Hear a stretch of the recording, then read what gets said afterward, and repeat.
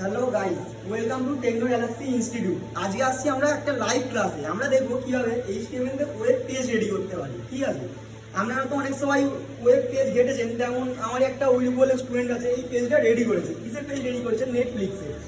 এই যে নেটফ্লিক্সের পেজটা রেডি করেছে, এই পেজটা রেডি করার জন্য আমাদের কি দরকার? প্রথমে কি করতে হবে? প্রথমে যে আমাদের এইচটিএমএল দিয়ে স্ট্রাকচারটা দিতে হবে। এবার স্ট্রাকচার বলতে কি বোঝানো হয়? স্ট্রাকচার বলতে যারা জানেন না তাদেরকে বলা হচ্ছে। ঠিক আছে, স্ট্রাকচার হচ্ছে এই যে বাড়িটা রেডি করা আছে, এই বাড়িটার আগে কি করতে হবে? ইট দিয়ে গাঁথতে হবে। ঠিক আছে, তারপরে ঢালাই মারতে হবে, তারপরে রং করতে হবে, তারপরে ইলেকট্রিক্যাল লাইন করতে হবে। এই তো সব একটা পার্ট বাই পার্ট কাজ আছে।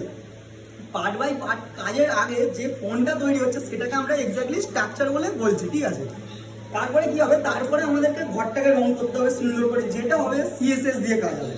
তারপরে কি হবে? তারপরে আমরা ইলেকট্রিকের কাজ করবো, লাইনের কাজ করবো, পাখার কাজ করবো, লাইটের কাজ করবো। যে সুইচ মারবো লাইট জ্বলে যাবে, সুইচ মারবো পাখা চলে যাবে, সুইচ মারবো এসি চলে যাবে। এই যে লাইন, এই যে লজিক্যালি কাজগুলো হচ্ছে, এগুলো আমরা কি করে করবো? এগুলো করবো আমরা সিএসএস দিয়ে।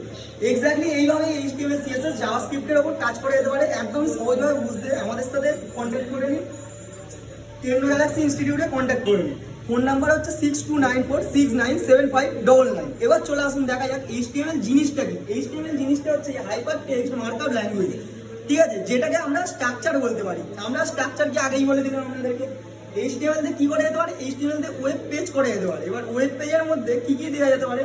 আপনারা ওয়েব পেজের মধ্যে কোথায় বাটন দেবেন, কোথায় ইমেজ দেবেন, কোথায় টেক্সট বক্স দেবেন, আরো নানান ধরনের জিনিস আছে, প্যারাগ্রাফ করা, কন্টেন্ট করা, যেসব জিনিসগুলো আছে সেই সব জিনিসগুলো একটা একটা করে এইচটিএমএল দিয়ে বেসিকলি একদম স্টার্ট করতে পারবেন। ঠিক আছে, এবার আপনারা ল্যাপটপের দিকে আসুন যে আমরা একটা এইচটিএমএল ফাইল কিভাবে সেভ করতে পারবো।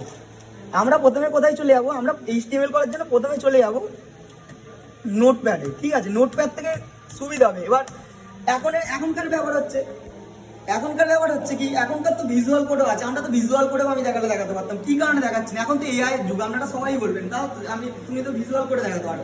বাট ভিজুয়াল কোডে দেখানোর একটাই কারণ, ভিজুয়াল কোডে ভুলগুলো এরগুলো দিয়ে দেবে, যে কারণে আপনাদের কি ছোট ছোট প্রবলেমগুলো আপনারা বুঝতে পারবেন না।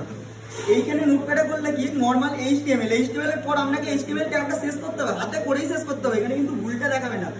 আগে আপনারা তো শিখছেন, আপনারা শেখার সময় কি করবেন? শেখার সময় আগে ভালোভাবে নিজের থেকে তৈরি করুন, নিজেদেরকে ভুলগুলো যাতে না হয় সেই জায়গায় তৈরি করুন। তারপরে আমরা যাবো কি ভিজুয়াল কোডে। আগে তো আপনারা বেসিক করছেন, যে কারণে বিশেষ করে আমার এই ইনস্টিটিউটে যে কটা স্টুডেন্ট আছে, আমরা প্রথমেই কিন্তু ভিজুয়াল কোডে ঢুকিয়ে দিই না কাউকে। আমরা প্রথমেই নোটপ্যাড থেকে স্টার্ট করি। আগে বলি তোরা নোটপ্যাড থেকেই ভালোভাবে শেখ, সব কিছু কর, তারপরে তোরা ভিজুয়াল কোডে ঢুকবি। ভিজুয়াল কোডে ঢুকে তারপরে যদি কোনো প্রবলেম, তারপরে তো আমি আছি, কোনো চিন্তা নেই।